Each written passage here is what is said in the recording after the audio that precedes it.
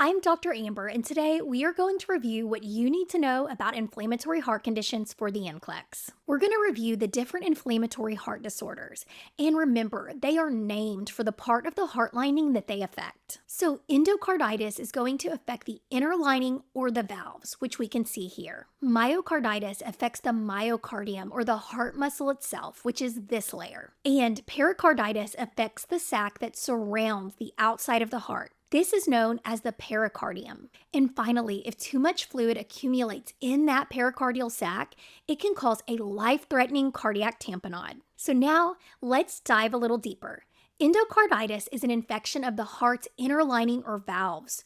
Usually, bacteria, fungi, or viruses enter the bloodstream and attach to the heart valves. This prevents valves from closing properly, leading to backflow of blood and turbulent flow. So, who is most at risk for endocarditis? Well, the NCLEX wants you to be thinking about anything that can introduce bacteria into the bloodstream, such as IV drug use, and poor dental hygiene and recent dental procedures can cause bacteria to get into the bloodstream through the gums. And prosthetic heart valves or valve surgery provide the perfect entryway for infection. Apart from the fact that we have an infection in the bloodstream, it creates vegetations that are going to damage the heart valve. It affects heart function and it can even cause heart failure. And if these infectious vegetations break loose, they can travel through the bloodstream and become lodged in capillaries and cause obstruction of blood flow. This can affect different organs, such as the brain causing a stroke, the lungs causing a PE, and even infarctions to other organs like the spleen or the kidneys. So endocarditis assessment findings all have to do with the process of infection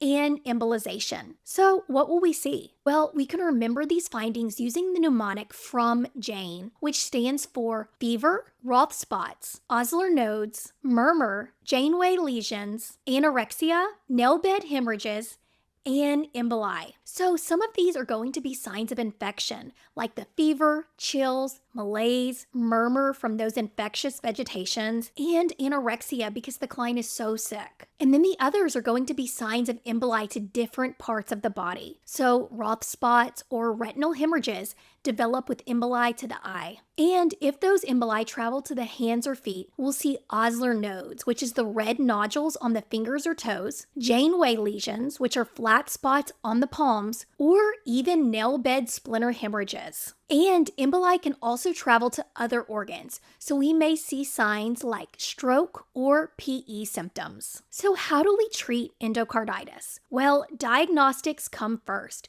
We must collect a blood culture and prepare the client for an echocardiogram. And remember, treatment is long-term.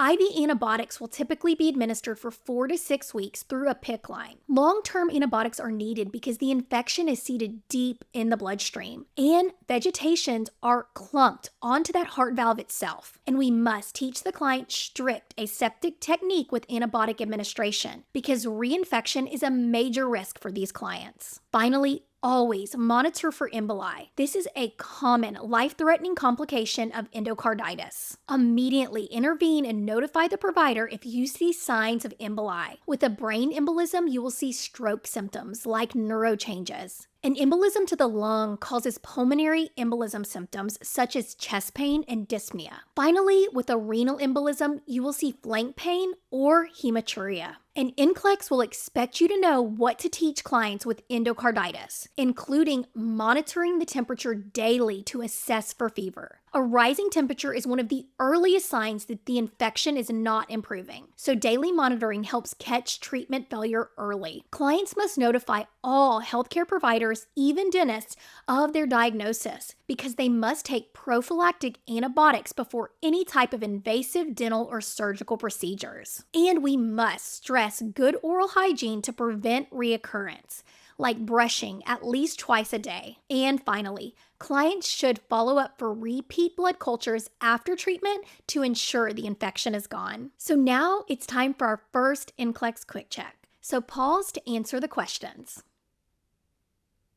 Now let's review. What complications should the nurse monitor for in a client with endocarditis? Signs of emboli, which include dyspnea, with lung emboli and stroke symptoms with brain emboli. So what should you teach clients with endocarditis to monitor daily? Temperature. This helps monitor for fever and help determine treatment effectiveness. Finally, what should clients with endocarditis do before any invasive procedures? Clients must take prophylactic antibiotics to reduce the risk of reinfection before any invasive dental or surgical procedure. Next is pericarditis, which is inflammation of the pericardium or sac around the heart. So what causes this?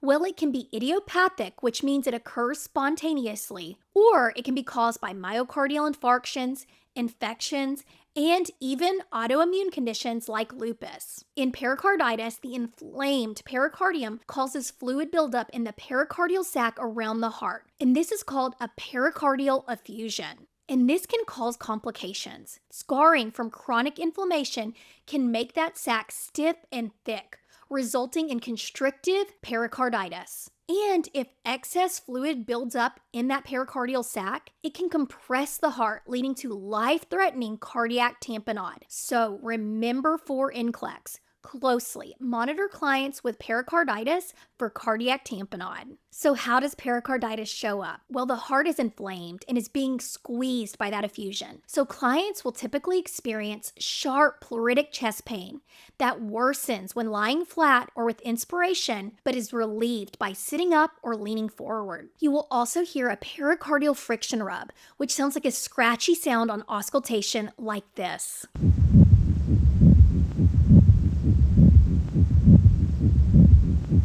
On the ECG, you will see widespread ST elevation and even atrial fibrillation. And finally, an echocardiogram will typically confirm excess fluid in the pericardium to diagnose the effusion. So remember on NCLEX, interventions focus on pain management. Position the client upright and leaning forward, and maintain strict bed rest to reduce cardiac workload. Administer anti-inflammatory medications to decrease inflammation, such as NSAIDs, colchicine, or corticosteroids, and administer antibiotics if it is caused by an infection. And we must monitor all clients with pericarditis for cardiac tamponade. Once again, this is a life-threatening complication. So how does cardiac tamponade occur? Excess fluid buildup in the pericardial sac compresses and squeezes the heart, which prevents it from pumping effectively. This causes decreased cardiac output and hypotension. So what findings will we see? Well, the classic finding is the Beck triad, which is hypotension, JVD, and muffled heart sounds.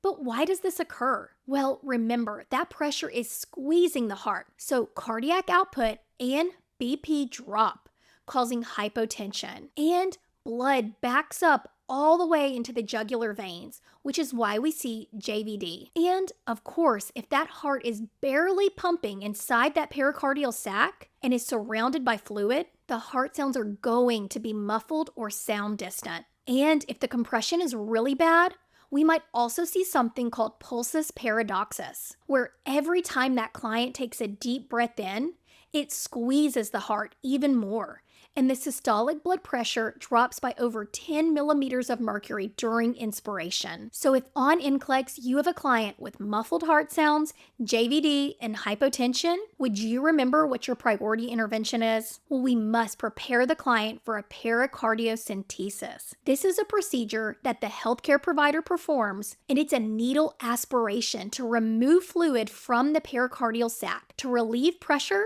and restore cardiac output. And if the client is unstable, think hypotension or tachycardia, administer IV fluids to increase cardiac output and maintain circulation until that fluid in the pericardial sac can be drained. So remember, fluids stabilize the client temporarily, and the pericardiocentesis fixes the problem. Now, let's pause for our final quick check and see if you can answer these questions. What are the characteristics of pericarditis pain and what position relieves it? Well, remember, that heart is inflamed and is being squeezed by that effusion, so we will see sharp pleuritic chest pain, and it's typically relieved by leaning forward or sitting up. So what triad of symptoms would indicate a complication of pericarditis? Hypotension, JVD, and muffled heart sounds. Remember on NCLEX, clients with pericarditis are at high risk for cardiac tamponade, and with this, we will see these classic findings of Beck triad due to compression and squeezing of the heart. And finally, what is the priority intervention for a client with cardiac tamponade? Pericardiocentesis, which is a needle aspiration of fluid from the pericardial sac to relieve the pressure around the heart. You are now ready for questions on cardiac inflammatory conditions when taking the NCLEX.